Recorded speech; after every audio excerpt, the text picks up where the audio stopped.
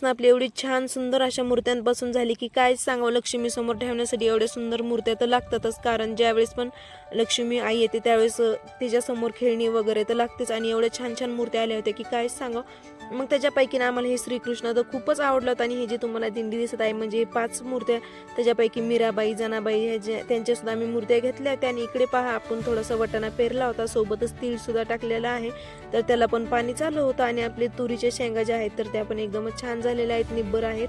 आणि कवळ्या जर राहिल्या ना तर तुरीच्या शेंगा खायला ना खूप छान लागतात आणि ते गोड गोड सुद्धा लागतात. आणि निब्बर झाले ना तर सगळं तोंडाची चवच निघून जाते. कारण होतं असं की ज्यावेळेस आपण कच्च्या शेंगा खायला लागतो ना, सगळे साईडनी होतं जे आहेत ना तर ते एकदम सुकायला लागतात. आणि हे पहा तुरीमध्ये लावलेला थोडासा काही कापूस होता.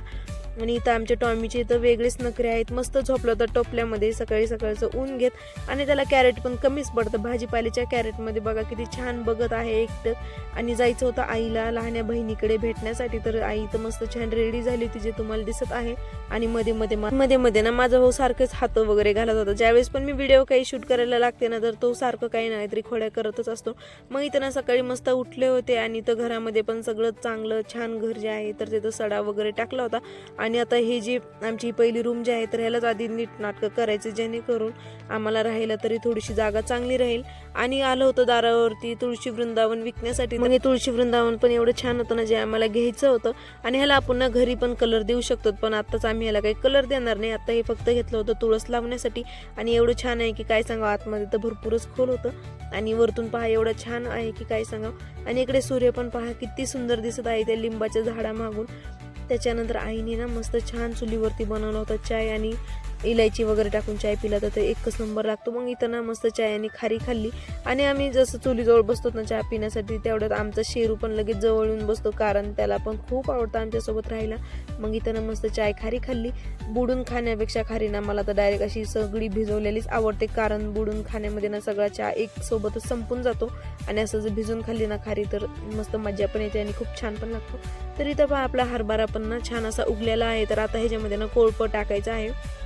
कोळपा म्हणल्यानंतर ते एकच असतं, जेणेकरून आपल्याला खुरपण जरी करायची असली ना तर कोळपं एकदा टाकलं ना खुरपायची सुद्धा गरज नसती.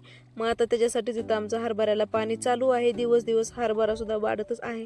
तर इथं ना मला दारे द्यायचे होते, कारण हे राहिलेलं पाणी ना इथं लावायचं होतं हरभऱ्यासाठी.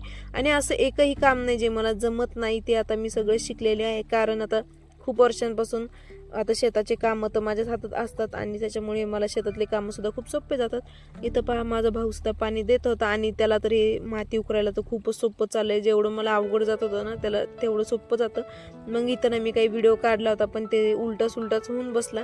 जाते काहीतरी चांगलं काढायला पण त्याचं उलटच होऊन जातंय. तरी पण आम्ही इथे एक छोटासा हा व्हिडिओ घेतला होता, पण तो मला एवढा काही जमला नाही.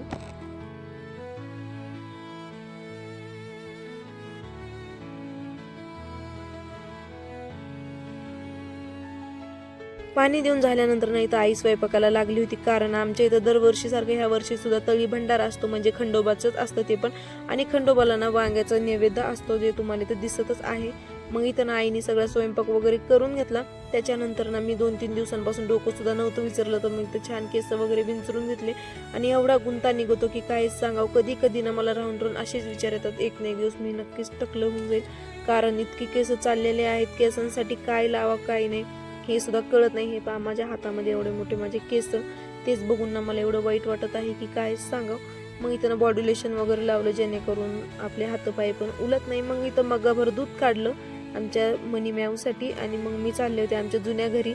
आणि तिथं गेल्यानंतर मला कळलं आमचा लकी जाऊन बसला होता बाबडीच्या उंच टोकावर. त्याला मी खूप आवाज दिला तरी पण तो काही खाली येत नव्हता, फक्त वरतून आरडत होता. आणि त्याच्यासाठी मला एवढं वाईट वाटत आहे की काय सांगावं, कारण त्याला मारण्यासाठी ना बाहेरची बोके सारखं त्याच्या महागच लागलेले आहे. त्याच्यामुळे ना तो खाली सुद्धा येत नव्हता, वरतीच थांबला आणि वरतूनच मला बघत होता. मग इथं नैवेद्य वगैरे सगळं ताटामध्ये भरलं. आणि मला एक छोटासा व्हिडिओ पण शूट करायचा होता, त्याच्यासाठीच मी हा ड्रेस घातला होता, ऑनलाईनवरून मागवलेला होता. तर तोच घातला. आणि आई पहा किती मस्त आवडीने स्वयंपाक करत आहे, कारण आता हे किचन वाटा आम्ही आतमध्ये घेतलेला आहे. आणि खूप सोपं आहे, म्हणजे हे आपण याला बाहेर सुद्धा उचलून नेऊ शकतो, आतमध्ये आणू सुद्धा शकतो. तर मग इथं ना जसं किचन वाटा मांडला लगेच आम्ही तर स्वयंपाकाला लागलो.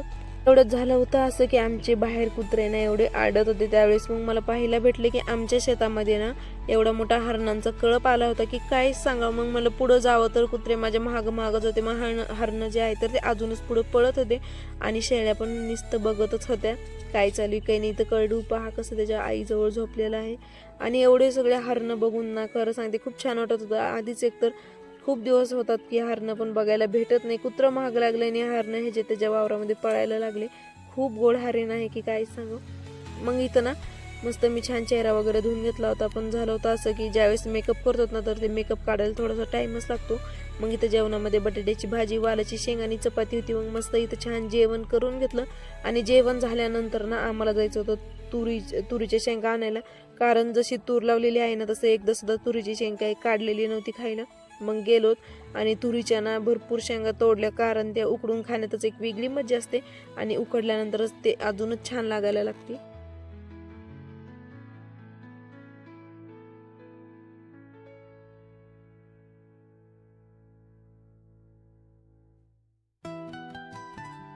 अजून राहिलेले बरेच काही काम होते. मग इथं आता आम्हाला थोडंसं भाजीपाला लावायचा आहे.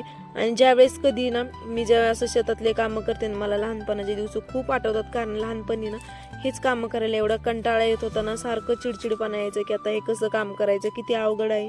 पण त्याच्यानंतर कळालं शेतातले कामं ही जरा सोपेच असतात कारण ते एवढे पण अवघड नसतात. आणि आता आम्हाला करायचा होता थोडासा भाजीपाला. त्याच्यामध्ये आम्ही लावणार होतो चुका, पालक, शेपू, भरपूर असे काही भाजीपाला आम्हाला लावायचा होता. मी त्यांना भाजीपाला लावायच्या आधीच ना सगळं शेताला चांगलं नीटनाटकं करून घ्यावं लागतं जेणेकरून भाजीपाला लावताना काही अडचण नाही आली पाहिजे. मग इथं ना लावायचं होतं चुका. मग इथं ना मी लावणार होते चुका. आणि तुम्हाला आमची मेथी पण दाखवते. इकडे पहा आपला घास आहे शेळ्यांसाठी टाकलेला. घासाला अजून थोडासा टाइम आहे. इथं पहा मेथी तर एवढी छान आलेली. आणि मेथीची हिरवी भाजी तर खूपच छान लागते. खास करून मेथीची सुकी भाजी खूप भारी लागते. मग इथं आपला गहू पण पहा किती सुंदर आहे. आणि हा गव्हाला ना जास्त थंडीच लागते जेणेकरून गहू ना इतका भारी आणि सुंदर दिसतो की काहीच सांगावं. मग इथं आपला गहू पण खूप सुंदर दिसत आहे. झालं होतं असं की मी गेले होते रस्त्यावर, तेवढ्यात आलं होतं आमच्या शेजाऱ्यांचं पिल्लू, हे जे तुम्हाला दिसत आहे. म्हणजे मी त्याला आवाज पण नाही दिला की तेवढ्यातच तो पळत आला. एवढा गोड आहे की काय सांगावं. आणि अचानकच घरी आले होते मामा मामी. त्यांचा तर मी काही व्हिडिओ काढलेला नाहीये. पण फक्त तुम्हाला सांगते की मामा मामी आले होते. आम्हाला सुद्धा माहिती नव्हतं की ते येणार आहेत म्हणून. तर इथं ना मामी आईसाठी घेऊन भरपूर काही आलेली आहे. साडीवर लागणार सगळं मॅचिंग सामान आणलेलं आहे. चला मग तुम्हाला आता माझा हा ब्लॉग कसा वाटला कमेंट करून नक्की कळवा. आणि नवीन असेल ना तर प्लीज आधी माझ्या चॅनलला सबस्क्राईब करून घ्या. चला मग आता आपला जो ब्लॉग आहे तर तो मी इथं सेंड करते.